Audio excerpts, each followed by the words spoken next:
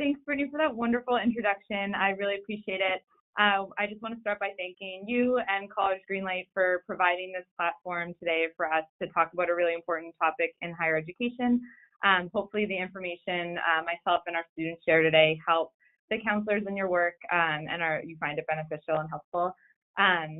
So as Brittany mentioned, the topic today that we'll be discussing is ways that colleges and universities and higher educational professionals can really support underrepresented and low-income students beyond just providing access to college, but really shifting the focus to what happens after matriculation and ways that colleges and universities can support these students, not just throughout their college years, but looking specifically at life after graduation.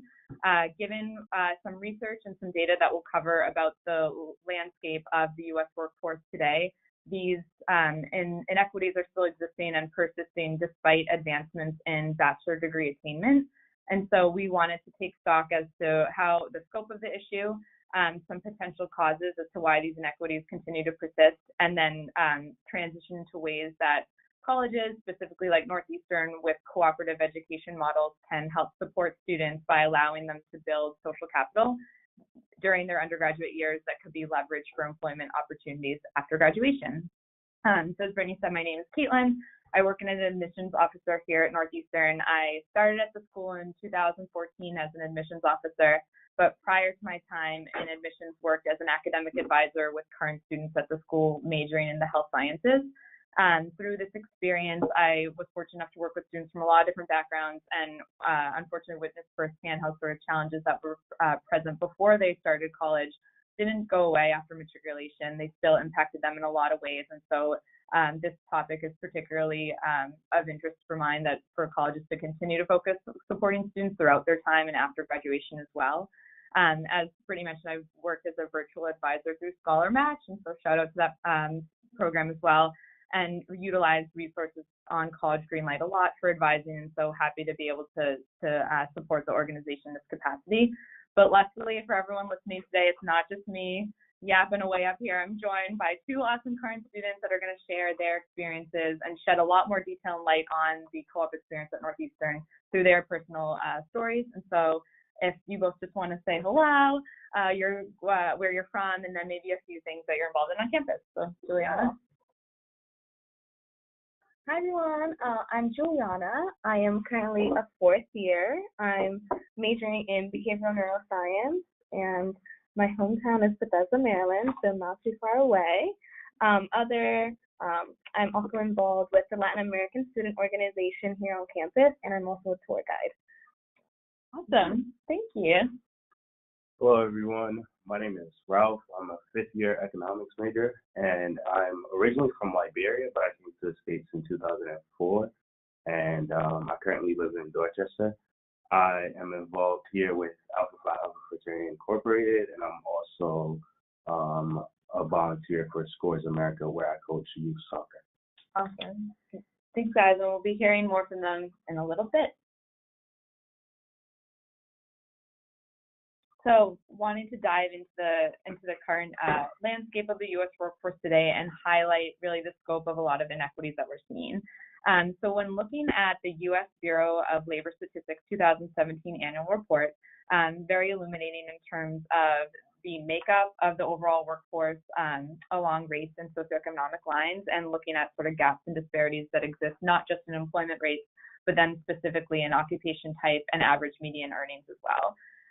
So currently today, 78% of the U.S. workforce is made up by white workers, and then specifically looking at the highest echelon of occupation types, so managerial positions and above, 52% of employed Asian workers and 41% of white workers are making up management level roles, compared to 31% of Black workers and 23% of Hispanic workers at management level jobs, according to the 2017 report. So certainly if the overall representation and specifically management level positions are not as represented by these groups, that's going to lead then to disparities in median weekly incomes as well. And so according to the Bureau of Labor Statistics, same report as well, the average weekly median income for Hispanic workers in 2017 was $655 a week, and $682 a week for Black workers, compared to $890 a week for white workers and $1,043 for Asian workers. So again, pretty significant difference there. And then even more troubling, and speaking as a higher education professional, is that when you control for education levels, gaps and disparities continue to persist. With a Pew Research Center study in 2015 citing that college-educated Black men and Hispanic men earned roughly 80% of the hourly wages of white college-educated men. And the gaps were even more pronounced if you took into account not just race, but also gender, with Black and Hispanic women only earning 70% of wages of similarly educated white men. So clearly there's, inconsistencies and inequities that are existing. And now it's important in order for us to begin to start to brainstorm and analyze and suggest potential solutions, we want to cite maybe some causes, certainly not all the causes that are creating these gaps, so that we can begin to brainstorm how we can solve them. So why do these gaps exist? One reasoning can be potential inequities and gaps that are found even in college completion rates. And so the idea, again, that challenges and injustices and inequities that affect students before college are still impacting them throughout college and affecting college completion rates, which then affects employability after school. So according to a National Student Clearinghouse 2017 report, white and Asian college students graduated at roughly the same rate of 62% and 63.2% respectively, with Hispanic and Black students graduating at 45.8% and 38% respectively. So again, these same gaps are persisting, which then translate to differences in employment rates as well. Looking further at another cause, major choice seems to be impacting gaps in occupation type and income as well.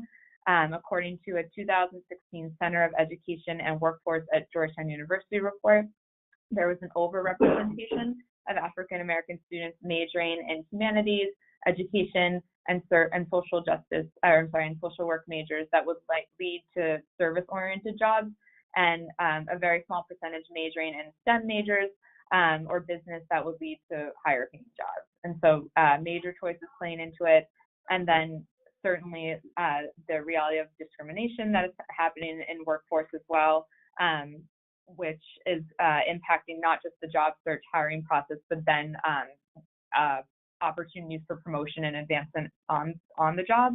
A Pew Research Center study reports that 2 in 10 Black adults and 16% of Hispanics reported that in the past year they'd have been treated unfairly in the hiring, pay, or promotion process because of their race or ethnicity, with just 4% of white adults responding that they felt the same. So again, there's a lot of factors going on here that are contributing to these gaps and allowing them to persist. However, one that we want to focus on in greater detail moving forward to today, one that we feel colleges and universities can address specifically, is the idea of social capital. And so we're defining social capital as individual and group networks that an individual has that can be used as leverage or connections in the job search process. So why does social capital matter in the job search process, in particular for underrepresented and low-income students in particular? With the landscape of the U.S. workforce now, since 2012, the majority of the workforce has received at least a bachelor's degree or associate's degree or higher. And that's, again, according to the U.S. Bureau of Labor and Statistics 2017 report. So with the majority of workers now holding a bachelor's degree, everyone is looking more similar now in terms of education levels, in terms of competencies and skill sets. What is the X factor then that is setting applicants apart? And in many times now, it's not what you know, but rather who you know that is going to get your foot in the door, that will get you the interview, that will get you the recommendation, and really help you position yourself better beyond just a college degree. And so what does that mean for colleges, and what can colleges and universities do then to support students in creating professional networks and group networks that can be leveraged for employability after school, particularly if they did not enter college with these connections? We posit that colleges don't just have the responsibility anymore to provide access and provide bachelor's degrees, but then to provide opportunities outside the classroom to form these networks in the form of cooperative education programs. And so what is co-op? What is cooperative education? It's the opportunity for students to gain full-time work experience outside of the classroom and get real-world experience under their belt before they graduate. The idea of co-op is one that is growing in popularity for a lot of colleges and higher ed. Many schools now are building out experiential education programs to provide students with these opportunities. But because there's so many of them now and they're so varied in terms of what they look like and what they offer, we just wanted to take a pause before we start talking about Northeasterns in particular to go over some questions that might be helpful, engaging for you or for your student, what type of co-op is offered at the school that they're considering. So the first question that's very helpful to ask is it a co-op or an internship? And specifically at Northeastern, that's certainly not the same thing. At many other schools, it's very different. A co-op is usually longer in duration than an internship. It's usually much more immersive in its experience, where that's the sole focus of the student's priority over however many months they're doing it, and they're not balancing class when they're on co-op. Another important question to distinguish between a co-op and an internship is if it's another important question to ask when looking at co-op programs is if they're required or if they're optional. Many schools will offer it, but not require it, and perhaps they're only offered then in particular majors and not for all majors. And so really good distinctions to know to understand the scope of it.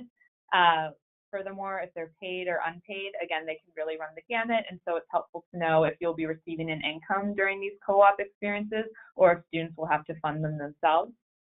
And then last but not least, but if these experiences are supported by the school or if students need to find them on their own individually.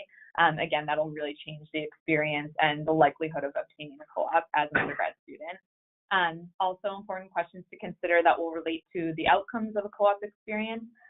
Students and counselors can certainly ask what the percentage of students that receive an employment opportunity from their co-op after school, and how many students at the school go on to work or full-time graduate school within how many months after graduation. So again, really important stuff just to help set more context and give a little more detail into the type of co-op program that is offered at the school before moving forward. And so being from Northeastern, we wanted to speak in more detail today and confidently about Northeastern's co-op program just to serve as an example that could be used for students to build their own personal networks, professional networks, and create social capital before graduation that can be used for meaningful, gainful employment after school. So the way the co-op process works at Northeastern is students are required to take, let me back up. Co-op at Northeastern is part of an experiential education requirement that the school has. It's one way that students can fulfill the experiential education requirement, not the only way, but it's certainly the most popular way. The vast majority of students, even though it's not required at Northeastern, will do at least one co-op before graduating, meaning like over 95% of them do at least one. It's a lot of choice is inherent in the co-op process. You can choose how many you want to do, 1 or 2 in 4 years, or 3 in 5 years. And it's nice that Juliana and Ralph will be able to illustrate the difference between those with their programs. Co-op is incredibly immersive at Northeastern. It's not an internship, like I said. It's the sole focus of the student's entire time that they're there, and it usually runs 6 months in duration and can happen in the fall or spring throughout the year.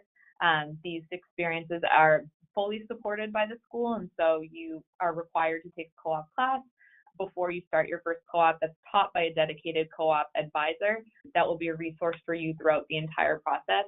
You go through a process of applying to co-op as if you were applying to a real job, and so you gain those skills before you are even graduating and applying for jobs on your own.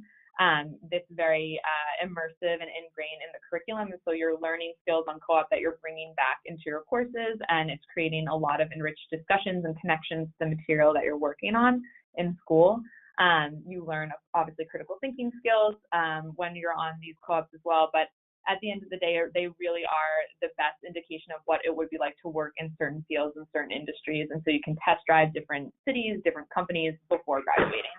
And last but not least, certainly you are put in touch with many people on these professional influencers and mentors on these co-op positions that students can use to help determine, is this the right fit? What next steps should I take in my career? And they can be really used as guides throughout not just the co-op processes as undergrads, but really advocates after during the job search as well.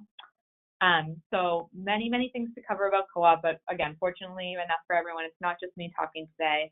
I want to turn it over to the students now to really get a better sense about their co-op experiences. So let's start. You guys are here. Awesome.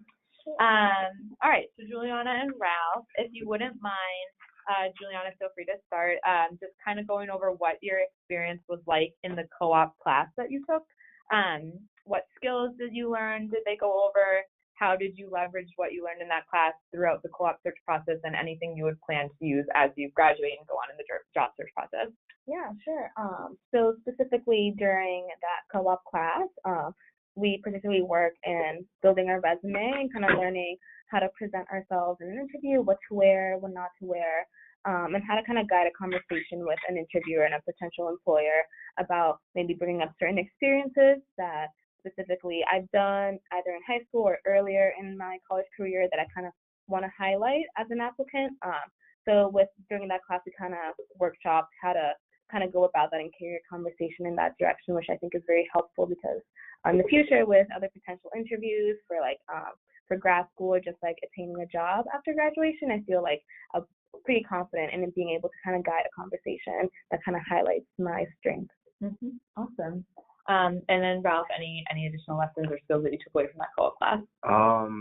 I think what was really important about the co-op class was just the opportunity to sort of rehearse and practice a lot of things, because there's no real way to create the circumstances that you'll be in an interview, but just practicing and like telling yourself these things and then getting critiqued on them, I think was really important. And the co-op class also had a resume tool that allowed you to sort of create your resume, submit it, and then after submitting it, it would tell you where your resume ranked in terms of very good resumes that have been approved here at Northeastern. And I think just sort of being able to compare your resume to the rest of the university was something that was really important for me, because it kept just sort of telling you where you could improve, what kind of keywords you could add. And that was something that was really valuable, because I think what people don't realize is long before any individual sees your resume, that it goes through a process and it goes through a screening process online, and our system sort of replicates that as well. So it's cool.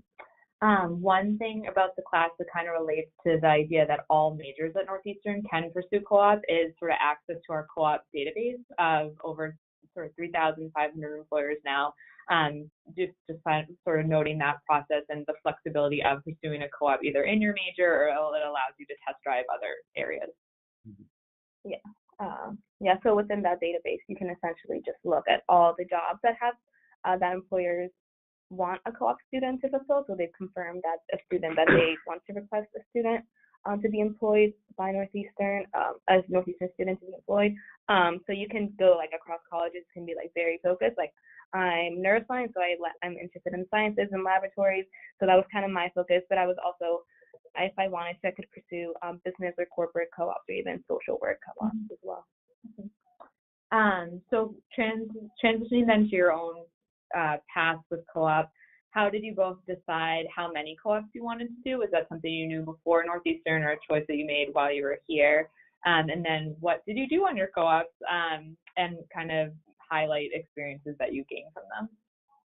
Yeah, I came to Northeastern kind of thinking that I wanted to graduate in 4 years. So I was kind of set on doing 4 years of taking 2 co-ops. So my first one was at a research laboratory with MGA, so a Mass General Hospital, and it was around like neural circuitry and related to autism. So I was very in my element as a neuroscience major. So I really enjoyed that co-op. Kind of learned more about the research aspects of science. And in my second co-op, it was completely different. I was a nurse assistant at the Brigham and Women's Hospital emergency department. So definitely more patient focused and kind of being part of the clinical team and patient care. So with that, it was kind of 2 aspects of science. So you have like the research aspect and also the clinical patient care, which is what I found that I enjoyed more and kind of what I want to pursue further on after I graduate this May. Awesome. For me, coming in, I honestly just wanted to go on co-op. Yeah. I didn't have any plans as to whether or not I wanted to do 2 or 3 or just 1. But when I got here, my first co-op was at Reebok, and it was a company that I worked really hard to work for because it's so competitive. It's a sports brand and a workout brand, and everyone wants to work for Reebok because they give you free stuff and so on. But after getting to Reebok, I realized I liked the culture, but I didn't really like what I was doing, and it was just really boring. I find myself sort of leaving my desk to go to other teams and try to see if I could work with them. Partially just being proactive in like pursuing things that you want to work for if you don't get what you need at the job. But after that, I worked my second job at an investment banking firm, Brown Brothers Harriman. That was pretty cool, but it was pretty intense, and people would work 80, 85 hours a week, and I just didn't see myself fitting in that environment. I knew it was something I could do, but I didn't necessarily want to do it for a long time. So my final co-op, which was the previous one that I had in New Jersey, was working for PVH. PVH is the parent company of Tommy Hilfiger, Calvin Klein, and the Heritage brand. So essentially what I was doing was working on the e-commerce team and serving as a business solution analyst and translating business needs and like needs into requirements, and then sort of giving that to the development team so that they know exactly how to produce what the business wanted, and then walking them through sort of the development stages and making sure that everything was on track. And I really enjoyed it. I was challenged. They really put me in the position to lead a lot of meetings and gave me my own products to be able to sort of manage throughout my time there. And I enjoyed every bit of it. And towards the end, I actually got a job offer from them. So I'm still thinking about going back, and and that's pretty much it. So it was a really good experience. Great. I love hearing about the student experiences on co-op. Everyone's path is so different and unique. Like sort of one last question related to what you've done on co-op. How did those experiences kind of impact your coursework maybe, and things that you've taken, if they sort of impact discussions that you had in class and the curriculum, and then impact the direction that you were taking? Did it help solidify your major, help you figure out, is it something you want to do, or alternatively, is this something I definitely don't want to do? And that can be either major choice or direction you want to take your career afterwards. Particularly in my first co-op in the research lab, I was seeing very familiar technology and just conversations about what was talked about in class. So that was more relevant to my major than my last clinical co-op. But it taught me, my first one, I loved the people I was working with. I loved the research, but I wouldn't see myself doing it every day or even pursuing kind of a research-focused career. I kind of like being more in a team, group environment, kind of that dynamic. So I really enjoyed the clinical one. So now with that, I want to pursue med school, but definitely focusing more towards patient care and even community health. So amongst those two co-ops, I was kind of able to distinguish what a doctor can do as well if you pursue just a medical degree or like a PhD, the different skill sets and kind of populations and opportunities that you're able to work with. Awesome. Yeah, for me, I'm really big on numbers. I just really like working with numbers. So essentially, initially I was thinking probably going into being a financial analyst or something in investment banking where I could work and make a lot of money, because a lot of times that's just what's on your mind when you're in college. And those didn't end up working as well as I thought they would, even though I like numbers. And I just came to find that it wasn't where I wanted to be, because it was really tedious, really like slow, and things just weren't the way I wanted them to be. So when I ended up at PVH and working in technology and really working closely with the brands as well as the developers, I found that it was sort of an environment that I wanted to be in, because not only did it challenge me, it also gave me the opportunity to like go to different places and meet different teams and collaborate with different companies as well. And in that space, I felt really much at home.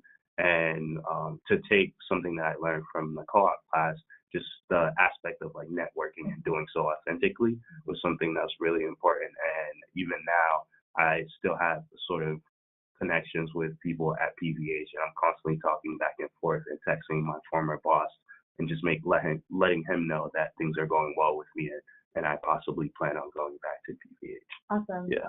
That's a really nice segue to sort of speak directly to this idea of creating social capital and creating your own professional networks really as undergrads. Were there instances where there were particularly meaningful or influential relationships you had with managers, colleagues, mentors that helped you with these questions that you're sort of debating now with students? Yeah. Either this is the career path for you or that you plan on sort of leveraging, not just for that first job or first grad school, but just sort of throughout life as well. Yeah, so my first one at the lab, I gained a role model. The researcher I was working under, she was a mom in science, raising her kids. So I looked up to her. So as a future scientist, that was pretty cool. Also, I was surrounded by a very small team of grad students. So I had a lot of questions about maybe pursuing like grad school. So they were more than happy to give me their insight in like what it really was going to grad school. And I could definitely potentially send them like my personal statement if I were to apply, and they would be more than happy to kind of look it over and give me tips. And then kind of similarly in my clinical one, I was part of a group of nurses, the clinical team, so I was definitely able to learn from them kind of what drove them to be nurses as opposed to another professional in the clinical work environment. And also as the emergency department, you work very closely with the residents. So kind of seeing that dynamic kind of pushed me towards going into medical school. So I was able to kind of talk to residents and being like, do you really like it? Like, is it worth it? And kind of tips about how to get there. And they're more than happy to kind of share their experiences. They're very eager to kind of give advice on young students that want to become doctors. So it was really nice being able to kind of form those connections. And now they're friends. So it's nice. As for me, it actually took me a while to actually be able to develop those real authentic relationships, because for a long time I was just really to myself, went in, did my work, and then went home. But in my last co-op, it was something that I really took seriously, and like getting to know my boss and getting to know the people in the office, setting up informational interviews and just using that as a way to build relationships. And towards the end of it, my boss was really impressed with the work I had done during my time there. And after they offered me the job, he sat me down and said, "Hey, man, we don't expect that you're just going to take the job and not look anywhere else. But what I want you to know is that I'm invested in you and in your future. So whatever you decide, just let us know in advance so that we can look for someone else to fill the role." And I thought that was really important for me, because it shows that he doesn't just want me there to fill this role for him so that he has an employee in it, but he's really invested in me, the student and the individual. And that was important. And then I also was able to build a relationship with the SVP of technologies for Calvin Klein. And essentially, he is also somewhat of a mentor as well. And he reaches out to me, checks on me, sees how I'm doing in classes, as well as in my job search. So I've been in communication with the both of them. And depending on whether or not I get a job outside, or even if I don't get a job anywhere else, but just don't feel like going back, I always feel like I have that support system, even if I say no. So that's comfortable. Awesome. Yeah, both these are great experiences. One thing that I find on my mind for students and counselors that, you know, are inspired by your stories and are like, I'm all about the co-op school and the co-op model. What does the reality of that look like for you as a student on campus? Like, how does co-op, does it impact your life on campus in terms of like being able to feel a part of the community at school? Are you able to live on campus still? Do you feel connected? Like, I just think helping to illustrate what it looks like day to day from a student perspective would be helpful. During co-op, it's kind of, depending on your co-op, it can be like a regular, like 9 to 5. So if you have kind of a regular co-op in that sense, you're kind of open to doing more things on campus in a sense, because a lot of club meetings are held in the evening and you don't have to worry about schoolwork or doing things. So you kind of have more free time in the afternoon if you want to pursue clubs or like even leadership roles. You kind of have, if depending on your co-op, how much work it involves. Students find it's easier to be kind of involved in that aspect on campus. If you live on campus, you're more than welcome to also live on campus during your co-op if it's around the area. So that's not an issue. With that being said, students are on different cycles during co-op, so it's kind of Northeastern is like very transitory in that sense, where like you might not see a person for like 6 months, but it was just because they were on co-op, and then they come back. So you do see waves of people coming in and out, which I think is nice. Yeah. Just to cover the whole experimental learning aspect of Northeastern, I came in fall of 2014, and after the first 2 years, some of my friends went off to study abroad. And when they came back from studying abroad, I was on co-op. Mm-hmm. So we went a whole year without seeing each other. So that's just sort of something that you have to take into account on co-ops as well. And another thing is, it is much more manageable to be on co-op and be involved on campus. Mm-hmm. So that's something I was able to do while I was here. But I think what I've also noticed is that if you're someone who's interested in either like being mentors to the incoming freshmen and so on, it's really tough if you go on co-op in the fall semester, because what I find is by the time you get back, a lot of people have found their circles, they've like built relationships over the course of the first semester, and it's really hard to sort of like integrate yourself back into the community. So that's something that was tough. But outside of that, it's pretty manageable if you go on co-op around the area. Mm-hmm. It's much better. Nice. So just to round out the conversation and to be able to highlight all the aspects of co-op that you feel have impacted your time at Northeastern and kind of anticipate being able to leverage after school. Anything that counselors and students that are considering a co-op program that you would want them to know, or sort of like the biggest highlights or takeaways that you would want to share? Co-op allows students to also kind of take a break from school. So my coursework can be a little bit heavy sometimes in a semester if I have like a couple lab courses within a semester. So it was kind of nice knowing that, with the exception to my first year, I wouldn't have 2 consecutive academic semesters. There was always going to be that semester where I was going to be on co-op, not having to worry about my academics or grades, just kind of that mental release from academics. So I really enjoy that about co-op. Also, you can kind of have fun with your co-op. You can pick whatever you want. It can be super focused in your major. It can be completely different, and that's totally okay. Okay. Yeah, I think for me, the aspect of co-op that's really important is just having the opportunity to experience different settings before you enter the workspace, because it's not often in your life where you'll get sort of like a 6 months free trial and just be able to give it back after the 6 months. So in saying that, I think it's really important to not just stick to the same industry or the same field. Whatever it is that you're interested in, use the co-op opportunity to explore those fields. Even if you find out that, hey, I really like my first co-op, you know that, and that's fine. You can keep that knowledge and just move on to something else and try to see if you'll like something else. And you might find that you like the next thing even more than you like this particular one, or you might find something that you don't like and know for sure you don't want to do in the future. So I personally believe that finding things that you like versus finding things that you don't like is just as important as finding things that you do like. So yeah, awesome. Thank you both so much. I don't even want to turn the camera away because I want you guys to keep talking and learn more about the co-op experience. But we're just going to take it back, close it out, and then certainly we'll open up for questions in the next couple of minutes. But thank you both. Again, love hearing student experiences and just how impactful they are for our students here at Northeastern, and to highlight some sort of general outcomes of the co-op program that is just helpful to kind of underscore how influential this learning model is. At Northeastern, 54% of our students are hired directly by one of their co-op employers.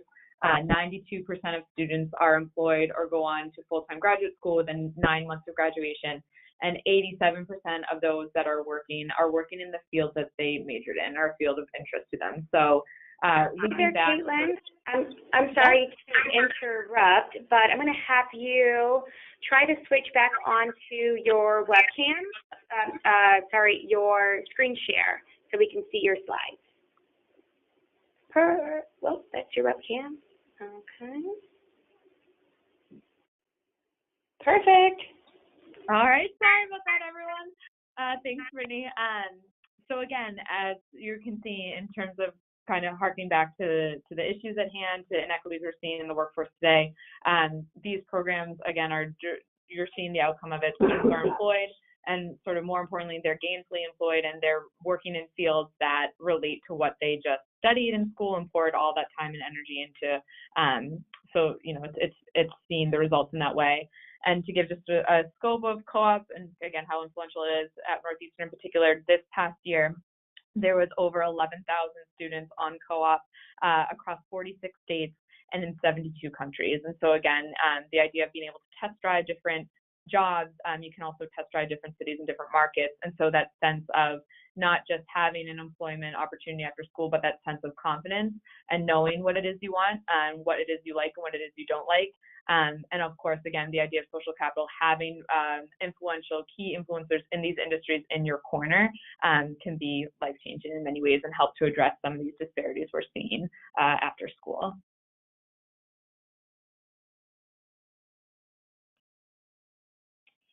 So for those of you that want to learn more about some of the data we cited today, or some of the programs offered specifically at Northeastern today, the next two slides are going to refer some resources to learn more.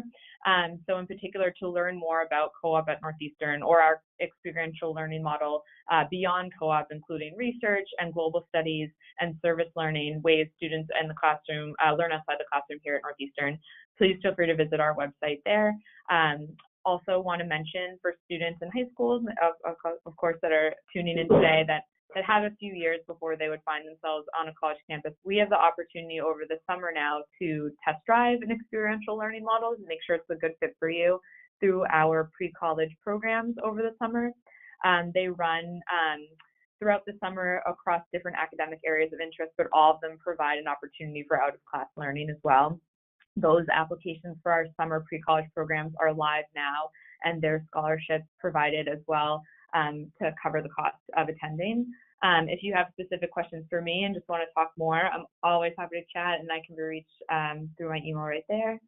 I want to take a moment now to talk about our scholarship that's available for first-generation students in particular. And Ralph, we should have called this out at the beginning as the Torch Scholar as well, which is really an amazing accomplishment. So we want to make sure that we highlight it for students that are interested in that program. The Torch Scholars program is specific to Northeastern. It is a full tuition scholarship for first-generation students from diverse backgrounds. 10 Torch students are selected each year. Students need to be nominated, and so out of a pool of about 500 nominees, 10 are awarded the scholarship each year. Sort of beyond just the full tuition, it is a comprehensive program that provides support and networking for students from all the way from orientation to graduation, and there's service hours attached to it as well. And Ralph, did you just want to talk briefly about it? Just fortunately, we have a Torch Scholar here, so.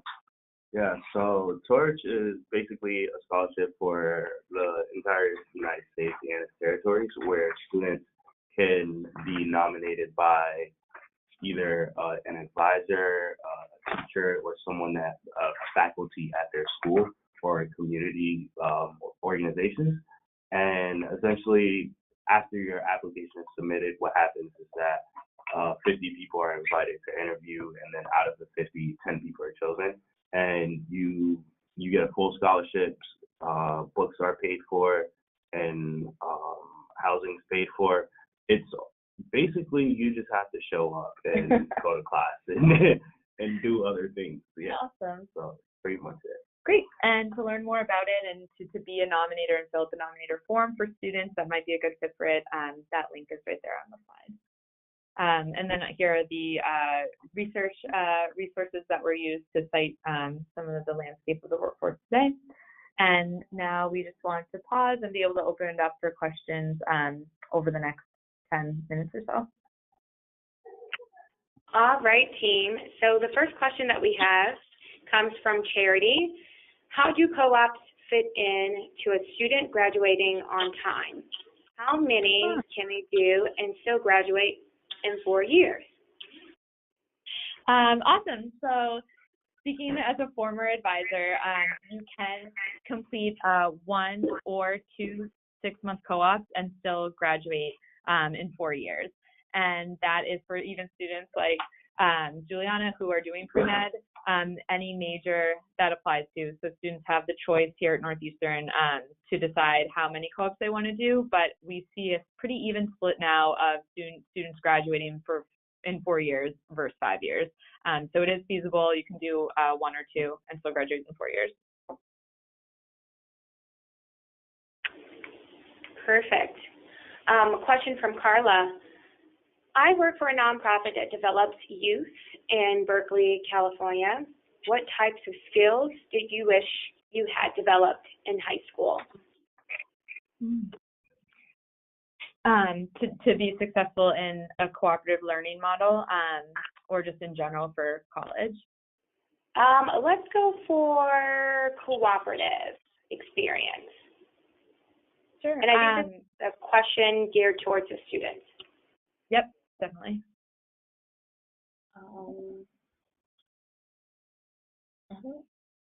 Well, I think the the co-op class does a really good job of preparing you for the workforce and for the work environment. But I think what I wish I'd learned in high school, just in regards to college, was just better study habits. Mm-hmm. I think a lot of times in high schools, it's just you get to a point where you have a high level understanding of everything that you're doing and taking in classes. So you get comfortable and you think, hey, all I have to do is just study a little bit the night before and I'll get it and I'll pass. And normally that's true in high school. It's just when you get to college, that's not the case anymore, and it becomes much more rigorous, and you have to dedicate a lot more time to it.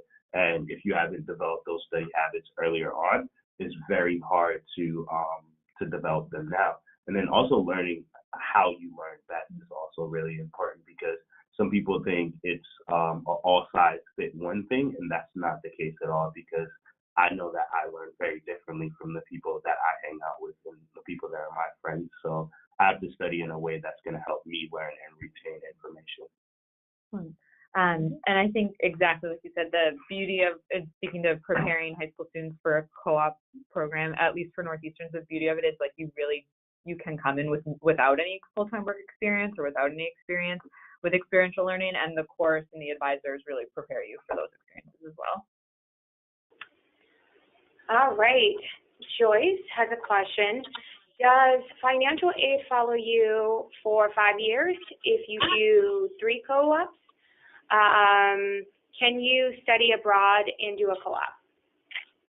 Those are great questions and very important considerations to make when sort of deciding which co-op programs are the best fit. And so here at Northeastern, financial aid covers 4 or 5 years because both programs are 8 semesters of academic coursework, and then you aren't paying tuition for the 6 months that you're on co-op. So while you'll still have room and board fees for that 5th year, the aid will be covered for any semester you're in class and paying tuition.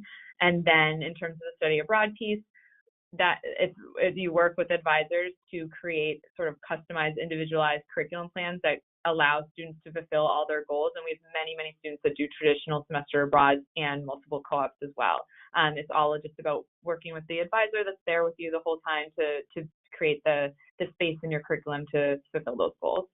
And just to add on to that, if you're in one of those very strict majors, maybe engineering or nursing or something along those lines, and you might not be able to study abroad for an entire semester, Northeastern has like very specific programs for those kind of things, where you can do a dialogue, which is basically instructor-led trip to another country where you study for 6 weeks or 7 weeks and then come back. Or you could do a traditional study abroad, but for a summer. So you could leave and go in the summer to study abroad somewhere, take some elective courses, and then come back and still be on track to graduating. Excellent. And then the last thing too is about a third of co-ops that students pursue are actually overseas. So you can do traditional semesters abroad and summer abroad programs, and you can actually work abroad as part of the co-op program as well. And there's scholarships offered to cover the cost of living overseas. Thank you. We have another question from Jacqueline. about the Torch program. Has the Torch 2019 cohort, has it been selected yet? Oh, that's a great question. It's in the process of right now. So it's ongoing. It hasn't been selected yet. Yeah. Yeah.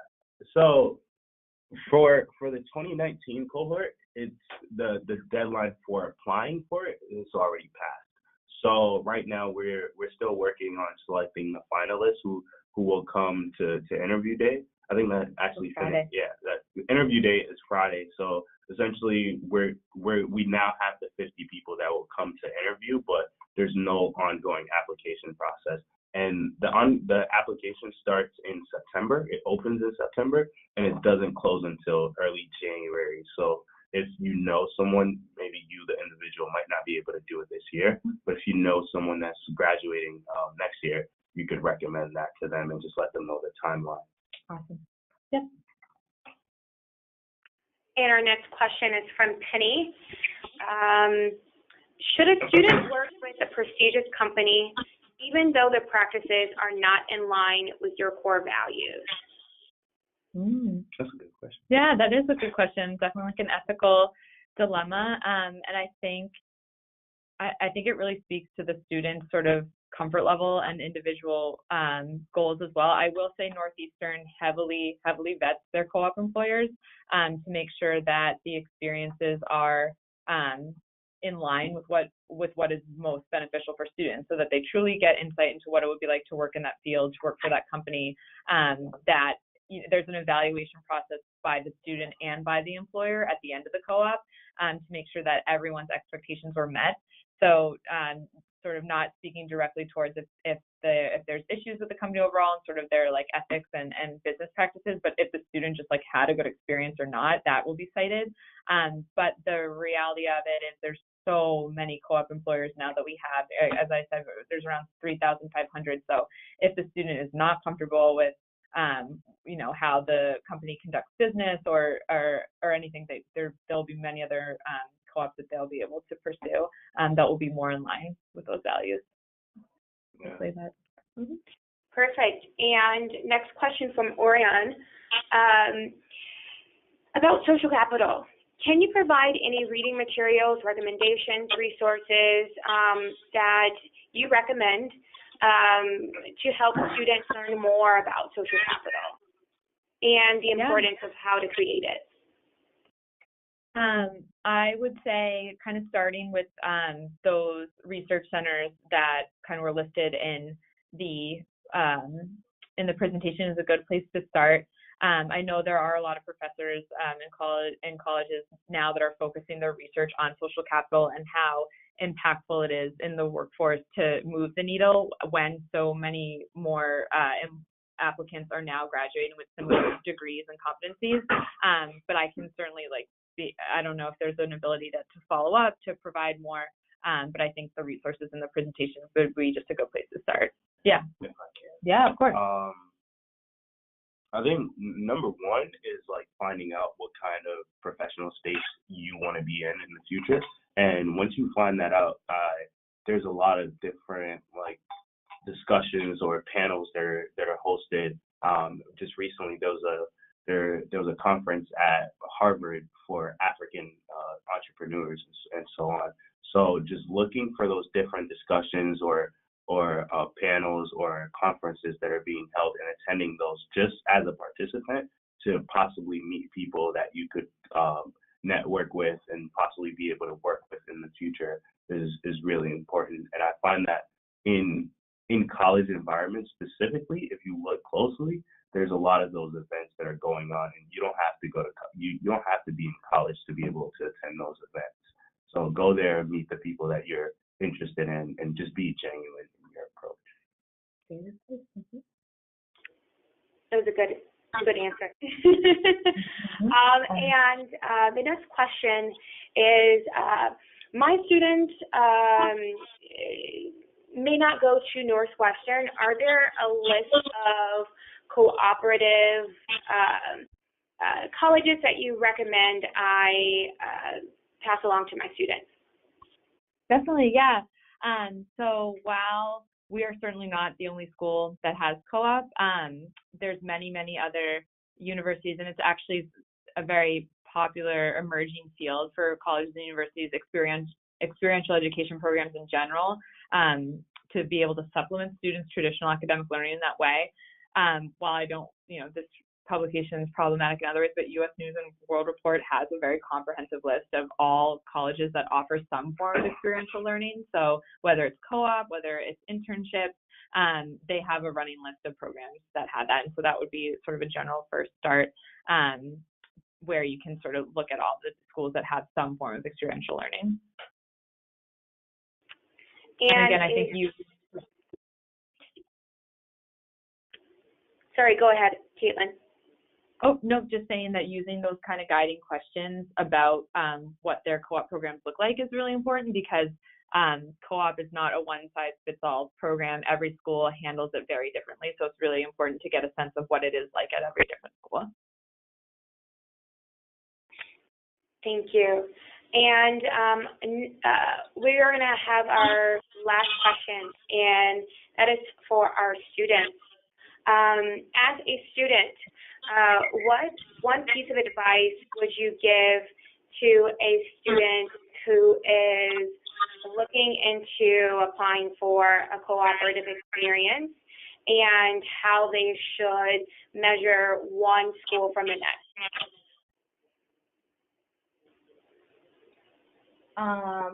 That's a good question. That is a very good question. I would say they're on the right track if the school has some sort of co-op or experiential learning, so stick with those.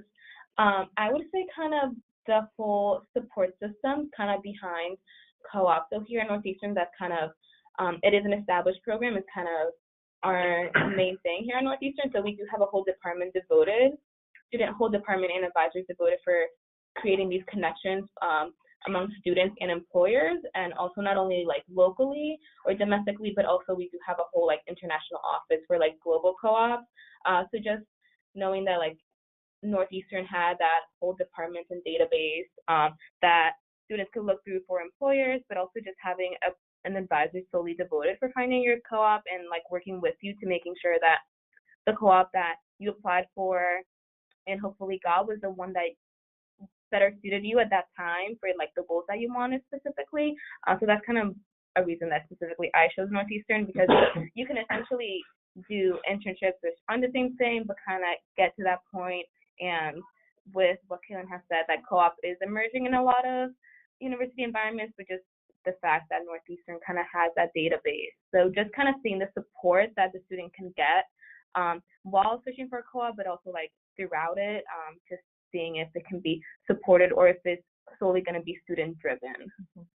And just to add on to that, lastly, look at how long that school's been doing co-op. Oh, yeah. If the school's been doing co-op for like the last year or two, that's probably not the most like, I don't know, like well-rounded co-op program that you want to be a part of. So it's really important to understand that, yeah, everyone can claim we do co-op and we do it well, but just sort of analyzing and looking at how long they've been doing it, how well have they done it. And I think Caitlin just read a statistic that said about 50% of our students end up getting jobs in their co-ops.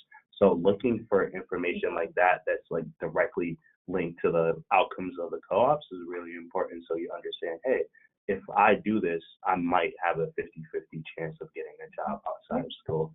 So that's something that's also important to look at. Okay. All right. Thank you, team, so much for providing such great insights about your just trying to fit it in about your experience with the cooperative institution and landscape. We're going to go ahead and close out, but I wanted to, before we close out, I wanted to thank the Northeastern team so much for the sweat and tears. I don't know there has been any tears that you guys put into producing this presentation. And then students, we know that you guys have such a busy schedule, and our counselors love you, and they love your honest feedback and really happy that you guys are making such tremendous moves and to really invest in your life and moving forward. So that being said, let me go ahead and direct our attention to the screen here. So counselors, it's in the February. Have your juniors and students create their college Greenlight accounts. There are many benefits to creating those accounts right now. First, for our juniors, I know that you guys are kind of ending the test prep process with them, and now they're starting to build their college list. So bring them over to College Greenlight to help build their college list. We have really great profiles that help students assess academic, social, and financial fit. And we have really great opportunities for students to connect with wonderful institutions like Northeastern. And we have 190 partners that are on our platform that are really looking to learn a little bit more about your students and see if they would be interested in joining their community. So have your students create their accounts. For your students who are seniors or current college students, if they are eager to find scholarship opportunities, College Greenlight has a robust scholarship database that not only highlights national scholarships, but also local scholarships that they can find in their backyard, but they may not know about. We have really great organizational tools to help students organize their list by competitiveness and the effort that it takes for them to complete. So if you're working with your seniors and they have financial gaps, take them to College Greenlight. If you're working with college students who are looking for some scholarships, bring them to College Greenlight. We are a supportive resource that follows students to and through college, and they can find master's and doctoral level opportunities. So we're going to go ahead, close out. Caitlin, Juliana, Ralph, do you guys have any parting words? No, yeah, just to reiterate, thank you so much again for this opportunity. The work that your counselors do is really, really important, and so we're just happy to be able to provide some information that could benefit students they work with, and then just you guys are awesome. And yeah, and lastly, good luck in college, sir. Oh, yeah, good luck. Don't stress too much about it for the students who are watching this. Yeah, don't worry. It'll all work out. Best advice. I love it.